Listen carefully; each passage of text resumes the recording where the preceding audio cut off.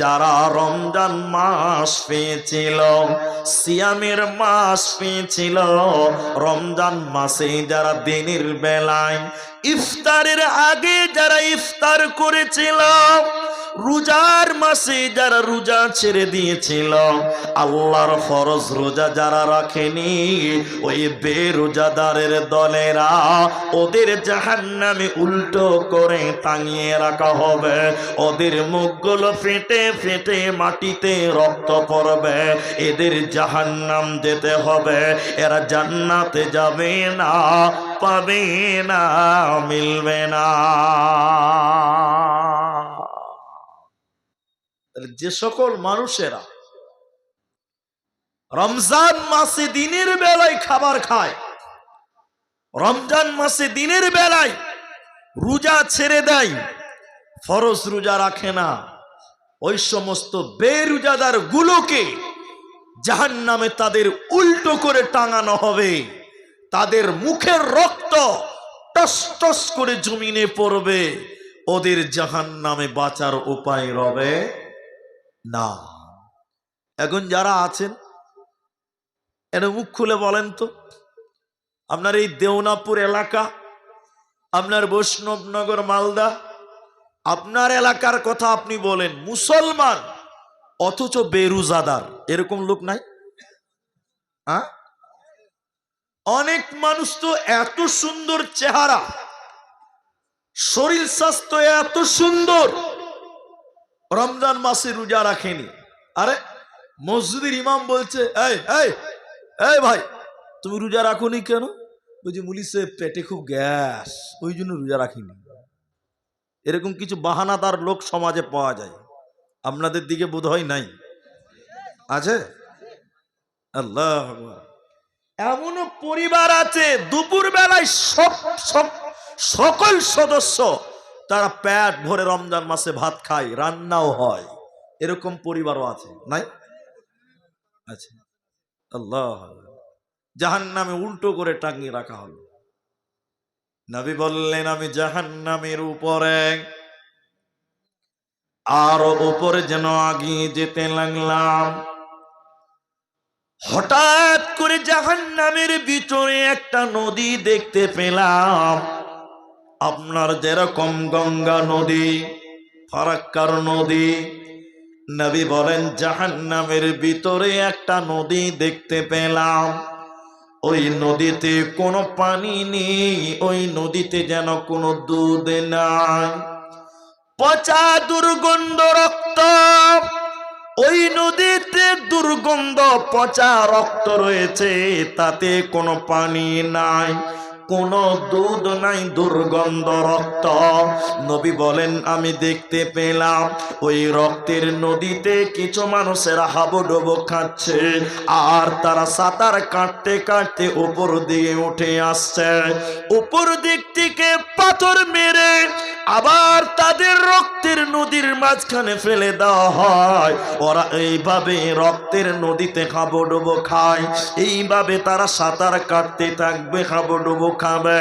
নবীজি থাকতে না পেরে আবার বলেন, জিবরাইল তুমি বলো, মান হাউলাই, এরা কারা, কিসের কারণে এদেরকে রক্তের নদীতে চুবানো হলো, বলো এদের পরিচয় কে? জিবরাইল তুমি বলো, কি অপরাধে তাদেরকে চুবানো হলো রক্তের নদীতে, বলো। জিবরাইল আমিন বলেন, ইয়া রাসূলুল্লাহ, দয়ার নবী আপনি শুনিলেন এরা কারা? আল্লাহর ওই সমস্ত নাফরমান বান্দা বান্দিরা, ওই সমস্ত গুনাহগার পাপিষ্ট লোকেরা, যারা দুনিয়াতে সুদের টাকা দিয়েছিল, যারা দুনিয়াতে সুদের টাকা নিয়েছিল, ওই শুধু খানেওয়ালা আর শুধু দিনেওয়ালা উভয় কি আল্লাহ রক্তের নদীতে চুবিয়ে রাখবে। শুধু করল জাহান্নামে রক্তের নদীতে তাকে চুবানো হবে, ও জান্নাতে যাবে না, পাবে না, বাঁচবে না। সবাই বলুন একটু, এখন আপনার এলাকা, এটা তো গ্রাম, একদম গ্রাম, আপনাদের গ্রাম অঞ্চলে সুদের ব্যবসা চলে? চলে না? এদিকেও চলে। আর আমাদের দিকে শুধু সুদ চলে না, বেটা ছেলে তো সুদের ব্যবসা করেই, এখন আমাদের অঞ্চলের মেয়েরাও সুদের ব্যবসা করে। আমি জানি না আপনাদের দেশে মেয়েরা সুদের ব্যবসা করে কিনা। গ্রুপ লোন আছে আপনাদের দিকে? এখানেও আছে। এই রাস্তাতে ফের গরিব মাস্টার আসতে পারে? এগুলো তো আসছে না। একটা মেয়ে রবিবার দিন ব্যাগ কাঁধে নিয়ে গেছে। রবিবার দিন কোনো অফিস খোলা থাকে? এরা কথা বলেন, থাকে? কোনো অফিস টফিস তো নেই। একটা মেয়ে রবিবার দিন ব্যাগ কাঁধে নিয়ে অফিসে যেছে। একটা লোক বলছে, খালা কোথায় যেছো গো? বলছে, কেন? সার এসছে, সার। তখন আরেকজন বলছে, সার লয় রে, ওটা সার। বলছে, ওটা সার লয়, ওটা সার। রোববার দিন চলে এসছে। ছি ছি ছি ছি ছি। এখনকার মেয়েরা এই কিস্তি কি বলে, গ্রুপ লোন, প্রতিটা পাড়ায় পাড়ায়, অলিতে গলিতে বর্তমান সুদের কারবার চলছে চলছে চলছে। ঠিক কিনা জুড়ে বলে? চলে না? হ্যাঁ, চলছে। আল্লাহর নবী মুহাম্মদ সাল্লাল্লাহু আলাইহি ওয়াসাল্লাম বললেন, যারা সুদ খায় এবং দেয় উভয়কে জাহান্নামে রক্তের নদীতে চুবিয়ে রাখা হবে। এরা মাথা ঠুকে মরে গেলেও আল্লাহর জান্নাত যেতে পাবে না। অল্প কিছু মানুষ আছেন, একটু মুখ খুলবেন, তাহলে আমি কিছু বলতে পারবো। এরপরে চলেন, আল্লাহর নবী অন্য জায়গায় বলেছেন, কেউ যদি 1 টাকা সুদ খায়, 36 বার মায়ের সঙ্গে জিনা করলে যে পাপ হয়, ওই পাপ ওই সুদখোরের আমলনামায় চাপিয়ে দেওয়া হয়। বলুন নাউযুবিল্লাহ। আর সবচেয়ে ছোট কোনটা?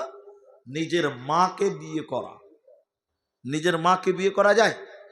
যায় না। জাহান্নাম, জান্নাতীরা,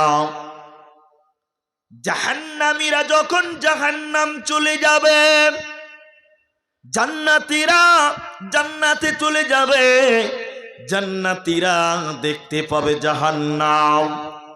জাহান্নাম যখন জান্নাতীরা দেখবে, অবাক হয়ে বলবেন, ওই যে আমার ভাই। একজন জান্নাতি বলবেন, ওই যে আমার বোন, ওইটা আমার ভাতিজা, এইটা আমার ভাগনা। কেন সে জাহান্নাম গেল? কিসের কারণে জাহান্নাম গেল? কি অপরাধে তাকে জাহান্নাম দেওয়া হলো? কেউ জাহান্নাম যাওয়ার কারণ বলতে পারবে না। জাহান্নামের গেটে একটা ফেরেশতা আছে, ওই ফেরেশতাটার নাম হলো মালিক। কি নাম বললাম? মালিক। জান্নাতীরা এবার বলবে, মালিক, তুমি জাহান্নামের দারোয়ান, ওইটা আমার ভাই, সে কেন জাহান্নাম গেল?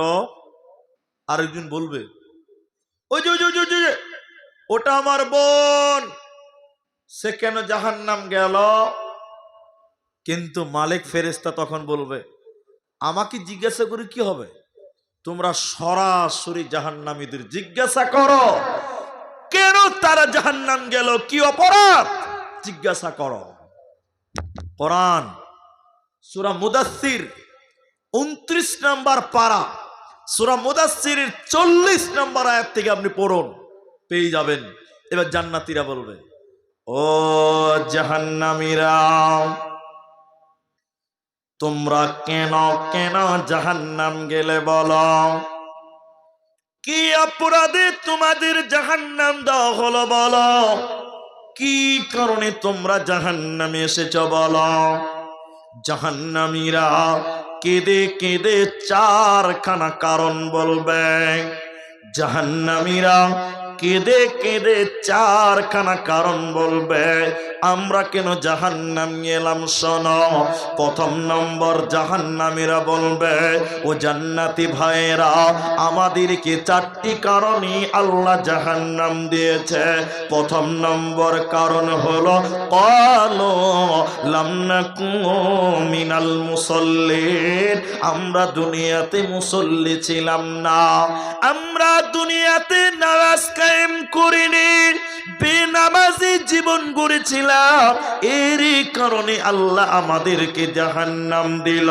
অতএব যারা নামাজ কায়েম করবে না, যারা নামাজ কায়েম করে না, বেনামাজি জীবন যাপন করে, ওদেরকে আল্লাহ জাহান্নাম দেবে। অতএব জাহান্নামীরা কেঁদে কেঁদে বলবে, আমরা দুনিয়াতে মুসল্লি ছিলাম না, এরই কারণে আল্লাহ জাহান্নাম দিল। অতএব বেনামাজি কোনদিন আল্লাহর জান্নাতে যাবে না, পাবে না, মিলবে না। এখন অনেক মুসলমান, এদিকে দেখেন, অনেক মুসলমান বলছে হুজুর নামাজ না পড়তে পারি, ঈমান ঠিক আছে। এরকম কিছু বদমাস মার্কা লোক আছে না নাই? শয়তানের খালাতো ভাই, ওটা একদম শয়তানের খালাতো ভাই। বলছে হুজুর নামাজ না পড়তে পারি, ঈমান ঠিক আছে। কত নম্বর বদমাস বলুন তো? ওর কোনো নাম্বার নাই, বিনা নাম্বারে চলছে। জি, আল্লাহ আকবার। একটা লোক বলছে মুলি সাহেব আমি জালসাতে, প্রত্যেক জালসাতে দান করি। এটা জালসাতে বলছে আর কি। মুলি সাহেব আমি প্রত্যেক জালসাতে দান করি। ভালো। বলছে আমি কোনোদিন মেয়েদের সঙ্গে কোনো কেলেঙ্কারিতে জড়াইনি, আজ পর্যন্ত এলাকাতে কেউ বলতে পারবে না। ভালো। বলছে আমি মসজিদ মাদ্রাসাকে অন্তর থেকে ভালোবাসি। ভালো। বলছে আমি গরিব মানুষ দেখলে চোখে পানি চলে আসে, এত ভালো। ভালো। বলছে সবই ঠিক আছে, আমি বুঝি নামাজ পড়েন? নামাজটা পড়তে পারি না। ও আবার বলছে মুলি সাহেব আমার ঈমান কম আছে। আমি বলছি এই শয়তানের খালাতো ভাই, তোমার তো ঈমানই নাই, আবার ঈমানের কম বেশি কি মাপামাপি করছো? যে নামাজ পড়ে না ওর ঈমান আছে? বলেন নামাজ পড়েন ঈমান আছে? এখানে অনেক মানুষ আছে একটু পরে বাড়ি পালাবে, ফজরে নামাজ পড়বে না, জালসা শুনে কি হবে? কি হবে? আল্লাহ বলছেন জাহান্নামীরা কেঁদে কেঁদে চারটা কারণ বলবে। কোরআন তাফসীরে মুনির আপনি খুলুন, স্পষ্ট করে মুহাদ্দিস বলেছেন আল্লাহর জাহান্নামীরা কেঁদে কেঁদে বলবে, এক, আমরা দুনিয়াতে নামাজ কায়েম করিনি, বেনামাজি ছিলাম। ক্বালু লাম নাকু মিনাল মুসাল্লিন, আমরা দুনিয়াতে মুসল্লি ছিলাম না, এর জন্য আমরা জাহান্নামে এলাম। অথচ আজকের মুসলমান নামাজ পড়ে না, আজকের মুসলমান নামাজ পড়ে না। অনেক মানুষ আছে দেখবেন আবার বড় গরু কুরবানি দেয় কিন্তু নামাজ পড়ে না। এরকম লোক আপনার এলাকাতে নাই? বড় বড় গরু কুরবানি দিবে কিন্তু নামাজ পড়বে না।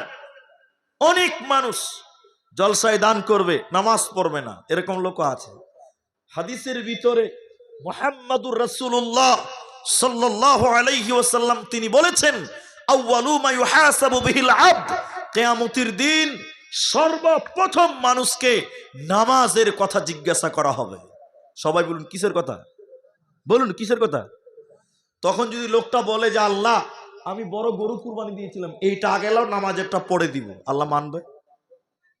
আল্লাহর নবী বলছেন আউয়ালু মা ইউহাসাবু বিহিল আবদি, বান্দাকে সর্বপ্রথম কিয়ামতের দিন বলা হবে তুমি তোমার নামাজের হিসাব দাও।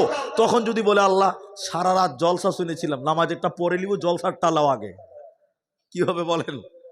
আল্লাহ সার্কেস খেলা দেখাবে। সার্কেস খেলা, সার্কেস খেলা দেখেছেন আপনারা?